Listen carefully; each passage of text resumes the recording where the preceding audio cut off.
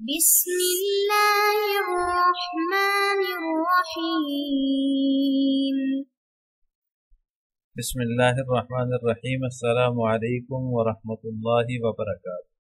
امید ہے آپ تمام احباب خیر و عافیت سے ہوں گے۔ آج ایم اے اسلامیات کے مضمون الدعوت والارشاد کا سبق نمبر 54 ہے، اور اس سبق کے اندر ہم جس عنوان کی تفصیل پڑھیں گے وہ ہے تحریک مجاہدین کا تیسرا دعوتی دور، سفر ہجرت اور دعوت جہاد۔ اس سے پہلے سبق میں ہم نے تحریک مجاہدین کے دو دعوتی ادوار کے بارے میں تفصیل پڑھی تھی، تو آج کے سبق میں ہم ان کا جو تیسرا دعوتی دور ہے اس کی تفصیل پڑھیں گے۔ تو آئیے تفصیل کی طرف چلتے ہیں۔ تحریک مجاہدین کے دو دعوتی اسفار میں سے جو دوسرا دور تھا یا دوسرا سفر جو تھا وہ سفر حج کا تھا۔ تو حج سے واپسی پر باقاعدہ جہاد کی دعوت کا آغاز ہوا، اور تبلیغی دورے بھی جو ہے وہ دوبارہ سے شروع کیے گئے، یعنی کہ تبلیغی دورے بھی ہوتے رہے اور ساتھ ساتھ جو ہے وہ دعوت جہاد کا بھی باقاعدہ آغاز کر دیا گیا۔ اس جو ہے وہ کام کے لیے جو جماعت تیار کرنی تھی، جو جہاد کے لیے تیار ہو اور مجاہدین پر مشتمل ہو، اس میں 1 سال 10 مہینے کی جو ہے وہ مدت لگی ہے، اور 1 سال 10 مہینے کی قلیل مدت میں مجاہدین کی ایک منظم جماعت تیار ہو گئی تھی۔ یعنی کہ جو جہاد فی سبیل اللہ کے لیے تیار ہوئے تھے وہ ایک جو ہے وہ منظم قسم کی جو جماعت تھی، جنہوں نے اللہ کے راستے میں جہاد کرنا تھا، وہ 1 سال 10 مہینے کی عرصے میں جب سفر حج سے اس تحریک کے اراکین اور رہنما واپس آئے تو انہوں نے پھر جب دعوت کا آغاز کیا، اور اس دعوت کو مکمل کرنے میں، ایک تنظیم مکمل کرنے میں ان کو 1 سال 10 مہینے کی مدت لگی ہے۔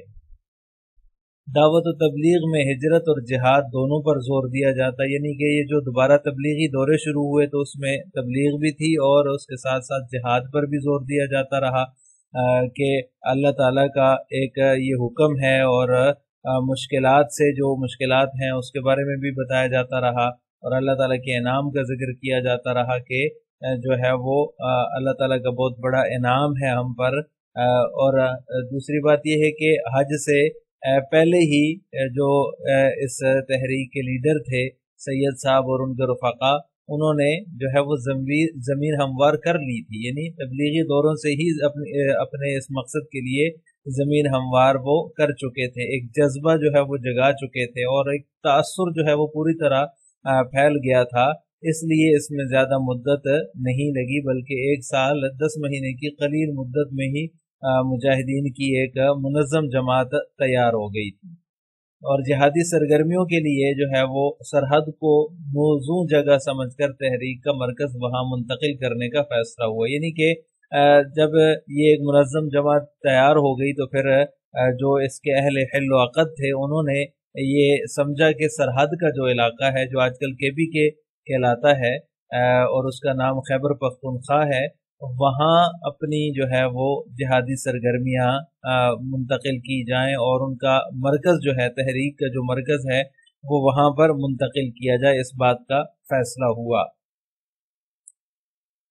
سرحد اور پنجاب کی فتح کے بعد باقی ہندوستان کو فتح کرنے اور اسلامی حکومت قائم کرنے کا پروگرام تھا۔ یہ وجہ اس کی یہ تھی، سرحد کو چونکہ سرحد میں اکثریت مسلمانوں کی تھی، اور جو ہے وہ سکھوں کے مظالم میں پسے ہوئے بھی تھے، اور ساتھ میں پنجاب بھی تھا، سرحد سے پنجاب کو فتح کرنا بھی آسان تھا۔ تو پروگرام یہ تھا کہ سرحد میں اپنا مرکز بنایا جائے، اور پنجاب کو اس کے ساتھ فتح کر کے اس کے بعد باقی ہندوستان کی فتح کی طرف جو ہے وہ توجہ کی جائے، اور اسلامی حکومت قائم کرنے کے لیے وہاں سے پروگرام کا آغاز کیا جائے۔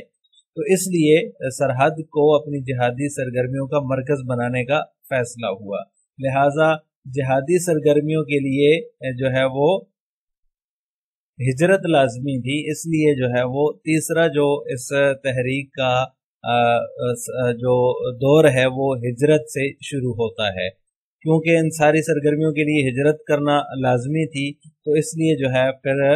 ہجرت کا جو ہے وہ فیصلہ کیا گیا، اور 17 جنوری 1826 کو مجاہدین کا پہلا قافلہ جو ہے اس نے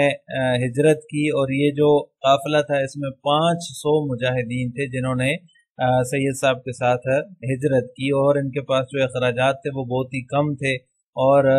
جو ہے وہ راستے کی تکالیف بھی ان کے سامنے تھی۔ انتہائی قسم پرسی کے عالم میں اور راستے کی مشکلات اور حوادث کو سامنے رکھتے ہوئے یہ بریلی سے روانہ ہوئے، اور وہاں سے اس قافلے کا آغاز ہوا۔ قسم پرسی کا یہ عالم تھا کہ ان کے پاس جو ہے وہ صرف 5000 روپے کی رقم تھی، اور ان کو یہ بھی پتا تھا کہ راستے میں بہت سخت مشکلات آنے والی ہیں، لیکن اس کے باوجود فوجی ضابطے کے تحت جو ہے یہ قافلہ وہاں سے روانہ ہوا۔ اس کے مختلف حصے کیے گئے اور مختلف حصوں میں یہ قافلہ بٹا ہوا تھا، اور جس طرح ایک فوجی قافلہ چلتا ہے اس طرح سے اس قافلے کو بریلی سے روانہ کیا گیا۔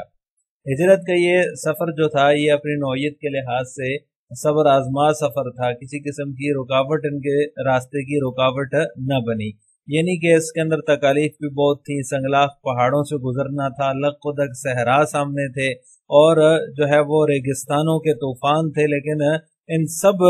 راستے کی رکاوٹوں کو عبور کرتے ہوئے مجاہدین اور اللہ کے یہ بندے رائے حق کے متلاشی جو ہے وہ نکلتے چلے گئے، اور ان راستے کی کوئی رکاوٹ ان کے لیے رکاوٹ نہیں بن سکی۔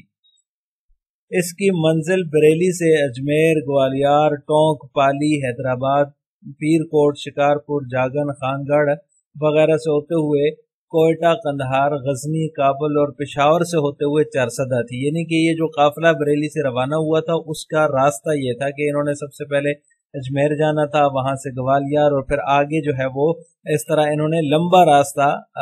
طے کیا، اور آخر میں چارسدہ ان کا جو ہے وہ ان کی منزل تھی کہ چارسدہ پہنچ کر اپنی جہادی سرگرمیوں کا جو ہے وہ آغاز کیا جائے گا۔ یہ سفر جو تھا یہ 10 مہینے میں طے ہوا، جو بریلی سے یہ قافلہ روانہ ہوا۔ اس قافلے میں جو ہے وہ جو 500 مجاہدین تھے اور وہ انتہائی قسم پرسی کے عالم میں راستے کی رکاوٹوں کو عبور کرتے ہوئے 10 مہینے میں چارسدہ پہنچا۔ اس طرح سے جو ہے وہ ہجرت کا یہ جو سفر تھا یہ 10 مہینے میں طے ہوا۔ جب انہوں نے جو ہے وہ چارسدہ پہنچ گئے تو یہاں سے جہادی سرگرمیوں کا انہوں نے پھر آغاز کیا۔ تو سرحد جو ہے اس کو جہادی سرگرمیوں کو کا مرکز بنانے کی کیا وجوہات ہیں؟ تو مختلف وجوہات ہو سکتی ہیں۔ سرحد کو اس تحریک کا جہادی مرکز کیوں بنایا گیا؟ ان میں سے سب سے پہلی وجہ یہ تھی کہ جہاد کی ابتدا سکھوں سے کرنا مقصود تھا، کیونکہ ان کا ظلم جو ہے وہ حد سے بڑھ گیا تھا۔ یہاں سرحد میں سکھوں کی حکومت تھی، اور سکھوں کا جو ظلم تھا، جو ستم تھا مسلمانوں پر، وہ حد سے بڑھ گیا تھا، اور اپنے مظلوم مسلمان بھائیوں کو ان کے جو ہے وہ ظلم سے بچانا اور رہائی دلانا مقصود تھا۔ اس لیے جو ہے وہ یہ فیصلہ ہوا کہ تحریک کی جہادی سرگرمیوں کا مرکز جو ہے وہ سرحد کو بنایا جائے۔ ایک اس کی وجہ تو یہ تھی، اور دوسری وجہ یہ تھی کہ سرحد میں 99% مسلمان آباد تھے، ان سے امداد و تعاون کی بھی امید تھی، یعنی کہ یہ بھی امید تھی کہ وہ تحریک کی امداد کریں گے، وہ تحریک کے ساتھ تعاون کریں گے، چونکہ وہ اکثریت میں ہے وہاں۔ اس لیے دوسری وجہ اس کی یہ تھی۔ تیسری وجہ اس کی یہ تھی کہ سرحد کے مرکز کی پشت پر مسلم ریاستیں ہونے کی وجہ سے پشت کے حملے سے حفاظت ہوتی، یعنی کہ جب جو ہے وہ جہادی سرگرمیوں کا آغاز کیا جائے گا تو سرحد کے آس پاس جو ہے وہ مسلم ریاستیں ہیں، تو اس وجہ سے پشت کی طرف سے جب حملہ ہوتا ہے تو وہ بڑا سخت حملہ ہوتا ہے، اور اس میں پسپائی کا جو ہے وہ زیادہ اندیشہ ہوتا ہے۔ اس لیے اپنی پشت کو، بیگ کو محفوظ کرنے کے لیے جو ہے وہ سرحد کو مرکز بنانے کا فیصلہ ہوا۔ اسی طرح ایک وجہ یہ بھی تھی کہ سرحد کے لوگ، چونکہ پٹھان قوم یہاں آباد تھی زیادہ، تو پٹھان جو ہے وہ جنگجو اور اسلام پسند قوم تھی، اس لیے اس جو ہے وہ قوم سے مسلح امداد کی بھی توقع تھی کہ وہ مسلح ہو کر تحریک کا ساتھ دیں گے۔ اس وجہ سے بھی جو ہے وہ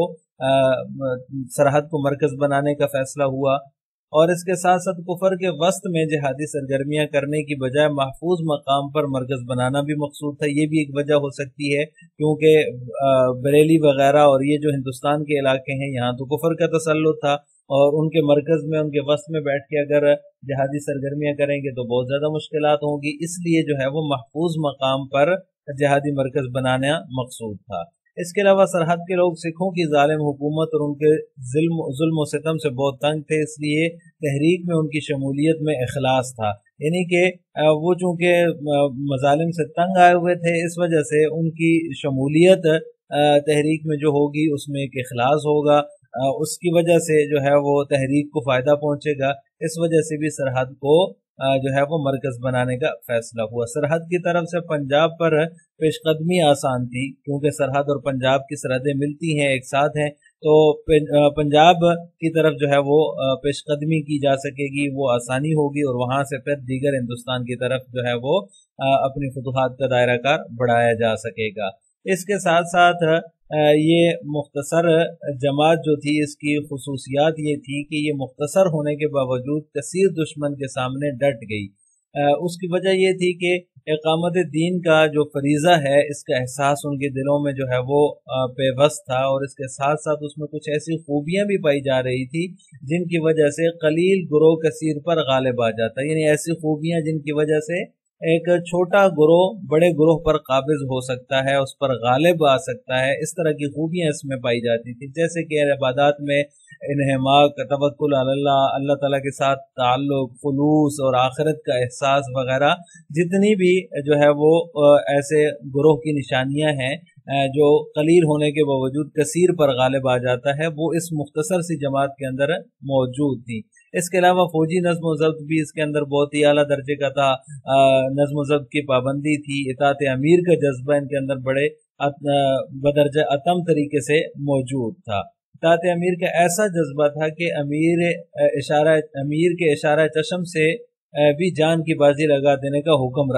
امیر کا اشارہ چشم بھی جان کی بازی لگا دینے کا حکم رکھتا تھا۔ مطلب یہ ہے کہ امیر اگر جو ہے وہ آنکھ سے ہی اشارہ کر دے تو کارکنوں کے لیے وہ بھی جان کی بازی لگا دینے کا درجہ رکھتا تھا، اتنا جو ہے وہ امیر کی اطاعت کا جذبہ اس جماعت کے اندر پایا جاتا تھا۔ اس جماعت کے سامنے اگر کوئی مقصد تھا تو وہ صرف اللہ کا حکم بلند کرنا اور آخرت میں رضا الہی کا حصول تھا، اس کے علاوہ کوئی اور مقصد ان کے سامنے نہیں تھا۔ اس وجہ سے ان کے اندر للایت پائی جا رہی تھی، اللہ تعالیٰ کی رضا کا حصول ہی ان کا مقصد تھا۔ تو یہ بھی ایک اس تحریک مجاہدین کی خصوصیات میں سے ہے۔ لہٰذا آج کے سبق کا خلاصہ یہ ہوا کہ ہم نے تحریک مجاہدین کا تیسرا دعوتی دور سفر ہجرت اور دعوت جہاد کے بارے میں تفصیل پڑھی ہے۔ ہمارے اگلے سبق کا عنوان ہوگا سید احمد شہید رحمہ اللہ تعالیٰ کا باہمی طرز عمل، قوانین کی غداریاں اور واقعہ شہادت، اس کے بارے میں ہم اگلے سبق میں تفصیل پڑھیں گے۔ السلام علیکم ورحمۃ اللہ وبرکاتہ۔